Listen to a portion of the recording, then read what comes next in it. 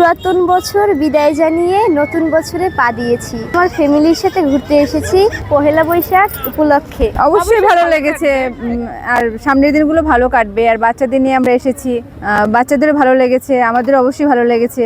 এই ধরনের অনুষ্ঠান, কালচারাল অনুষ্ঠান বাচ্চারাও এনজয় করেছে, আমরাও করেছি।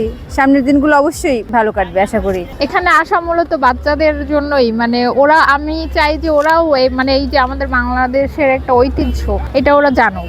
এইটার জন্য মূলত আসা। আর আমার ছেলেও খুব আগ্রহী ছিল এখানে আসার জন্য। অনেক ভালো লাগে এবং আমার মা বাবারা আসছে, আর আমার দিদিরা নাচ গান করতেছে। এখন অনেক কিছু, মেলা, তারপরে গরু, তারপরে অনেক কিছু। পুরান বছরকে বিদায় দিয়ে নতুন বছরের যে আগমন উপলক্ষে এই শোভাযাত্রাকে কেন্দ্র করে এই তুলাতলা মাঠে যে গ্রামীণ ঐতিহ্যের যে সাক্ষী, নিদর্শন স্বরূপ যে প্রাচীন খেলাধুলা বা আমাদের বাঙালি জাতির ঐতিহ্য তুলে ধরে 3 দিন ব্যাপী কর্মসূচি গ্রহণ করা হয়েছে।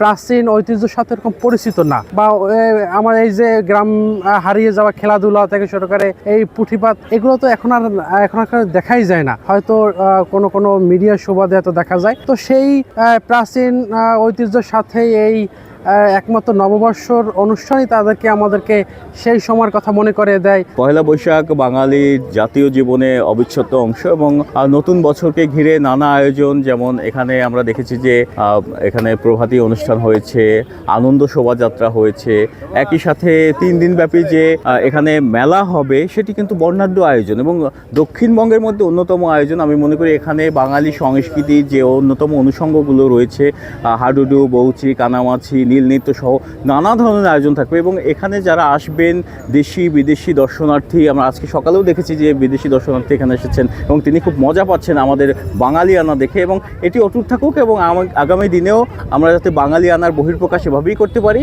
সেই কামনা থাকবে। আমরা বিদায় দিলাম 1431কে। 1431-এ যা কিছু ভালো ছিল তাকে অবলম্বন করে আমরা 1432-এ পা দিয়েছি। সকলকে জানাই 1432 বাংলা নববর্ষের শুভেচ্ছা। গত 17টি বছর এই দেশের মানুষ একটি চাপা কষ্ট নিয়ে বসবাস করেছে। এই অনুষ্ঠানগুলো সার্বজনীন ছিল না, অনেক মানুষ জেলে ছিল, অনেক মানুষ গুম হয়েছে। নতুন বছর আসলে আমরা আলপনাকে দিই, ও যে যা খুশি হয়ে দেয় আমরা আসলে চাই না।